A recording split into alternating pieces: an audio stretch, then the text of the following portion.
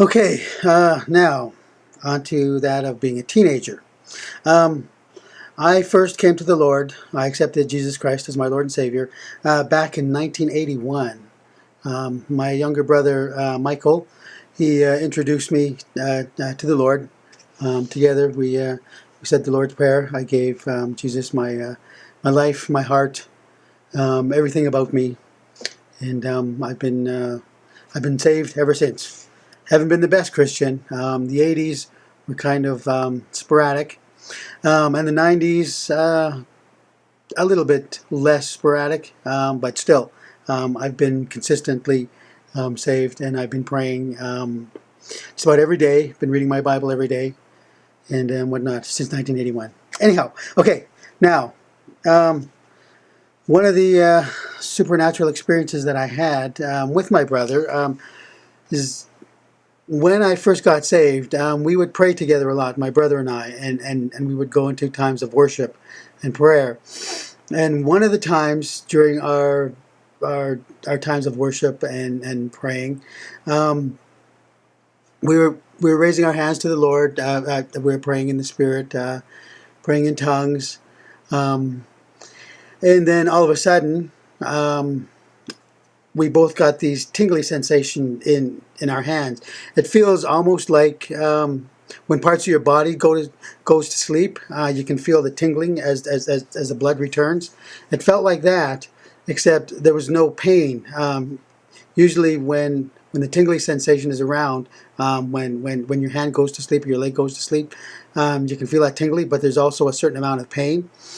When we were doing this praising and this tingling came over our fingers, our hands, it was tingling, but there was no pain. It was actually a pleasant sensation, and for me, it was actually a tickling sensation. And it not only started in my fingers, but it also grew to my hands, and it moved down my arms and experienced it just covered my whole body. And it was almost as though it felt like, looking back, the only way I can describe it, it was just like every cell, every molecule, every atom in my body was dancing. Everything was tingling. Everything was felt like buzzing and stuff like that. It was a very pleasant supernatural experience. But after that, as the months and years progressed, I had just sort of written it off that my brother and I were hyperventilating because when we would pray and worship, we would get right into it. And so I just wrote it off my mind scientifically as though I was hyperventilating. I lost circulation in my hands because I was praising the Lord. But then in about 1990. I was in my apartment downtown. I was by myself. I was kneeling by my bedside, and I was just quietly praising the Lord. And that tingly sensation came by. I wasn't hyperventilating. I wasn't up praising the Lord. I wasn't moving around. I was just quietly kneeling by my bed, and that tingling sensation came back again. And again, it started with the fingertips, moved down my hands, moved through my arms, and then filled my whole body. And I just walked through my apartment praising the Lord because of that. For me, it was a supernatural experience, something physical that came from the outside that I couldn't explain scientifically, and I still can't. The first time it happened, I just wrote it off because I just assumed we were hyperventilating and we lost circulation. But the second time, I was just totally stationary, just by my bed, and it just spontaneously happened again.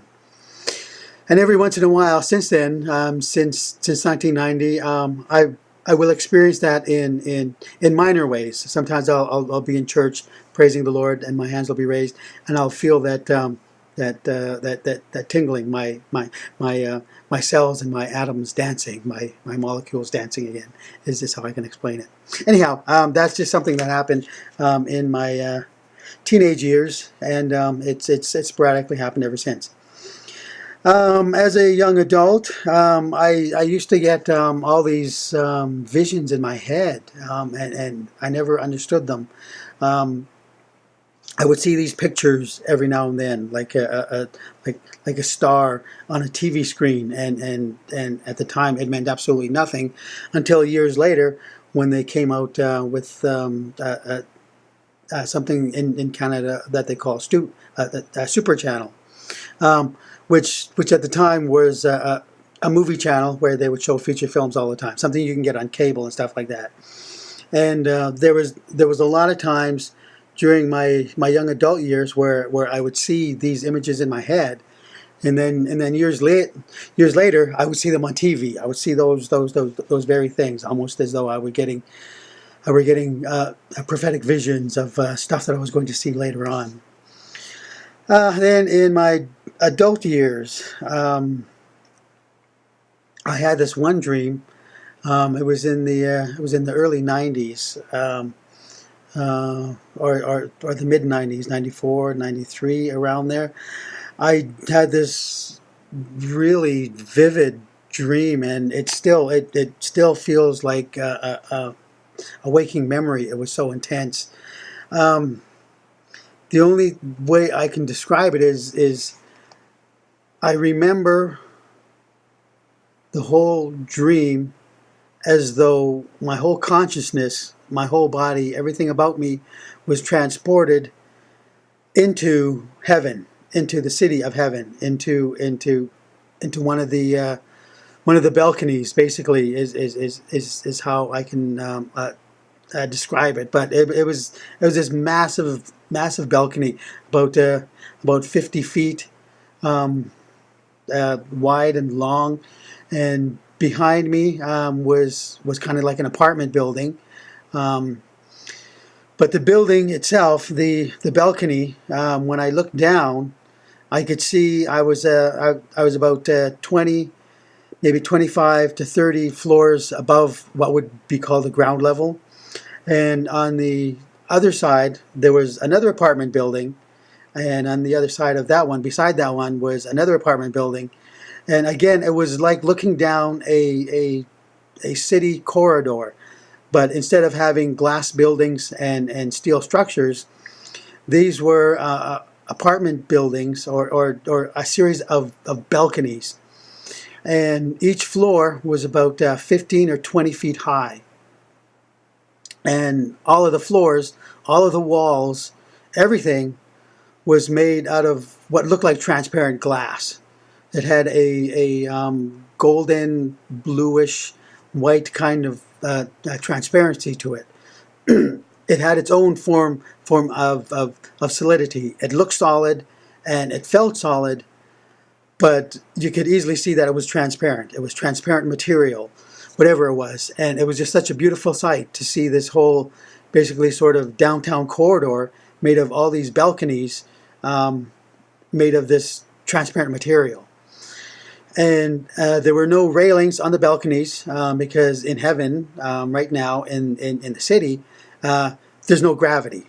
Right now, the people move about by floating around here and there, and they can either pass through one floor or the other just by thinking themselves through. They just pass through what could be called a solid object, or they just float, or they kind of fly. The people that I saw there, they looked like people, but they didn't have solid bodies. In heaven right now, people have just souls. They're just spirits.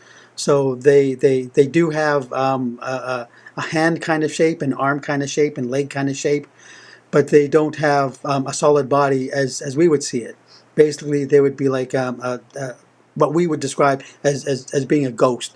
It's just a glowing humanoid shape. But once you got close to them, you could recognize that person. You could see facial features, and you could see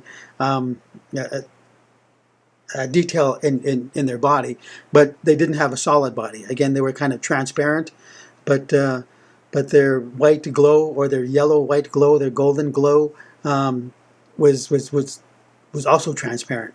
And it was just an amazing sight to see this balcony in heaven. I was just so stunned standing there. I just turned in one big circle on the spot, 360 degrees. I could see what could be called an apartment building behind me. And it had walls, it had stairs and stuff like that. But at the same time, it didn't look like anything on Earth because everything was transparent. And then I moved closer to the edge of the balcony, and that's when I saw what looked like a downtown corridor. And again, all these balconies were all different shapes, and there were different widths, and some balconies were like 5 feet wide, some were 20 feet wide, some were 50 feet wide, some were like city streets.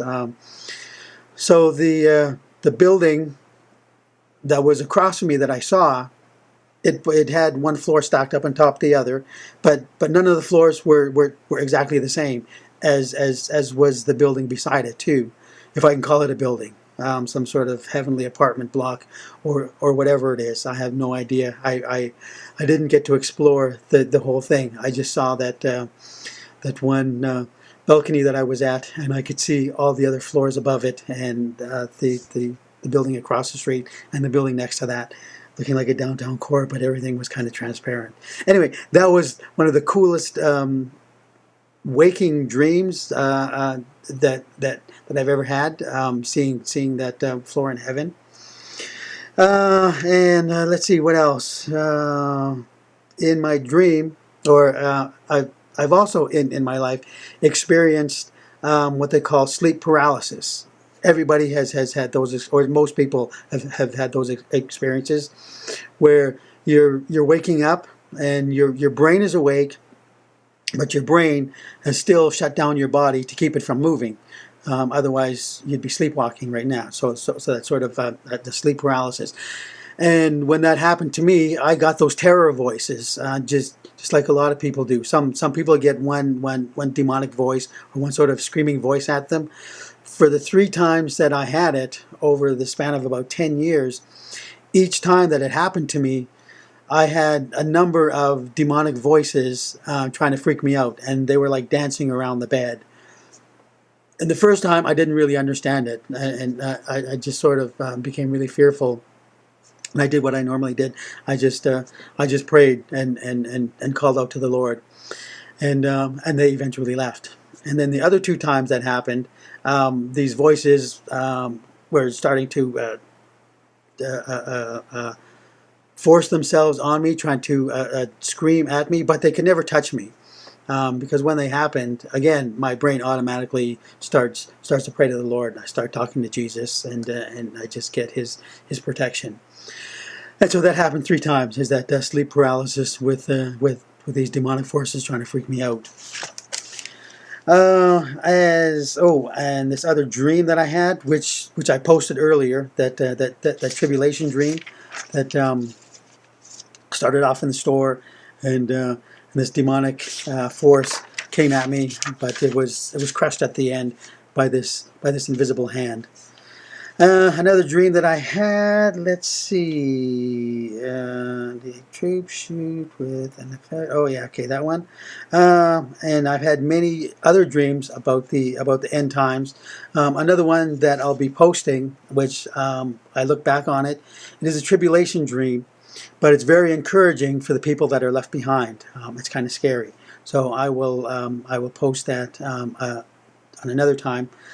Tribulation dream number 2. And then I prayed once, or a couple of times, that the Lord would show me what the city in heaven looks like, the one that's described in the book of Revelation. I think it's chapter 21 or 22. They go into detail about how wide it is. I think it's like 1,500 kilometers or 1,200 miles wide, and it's built kind of like a cube. And there's 3 gates on it, and each of the walls are also the same length as it is wide. So it's 1,200 miles wide, 1,200 miles high, and each wall is exactly the same. So from a distance, it looks just like a square. But when you see it up close, and when you see or when you read about it as it's described in the book of Revelation, each of the walls are made out of a different kind of precious stone. And if you go online and look up each of those stones, you can see You can see the color of them, and they're all kind of transparent.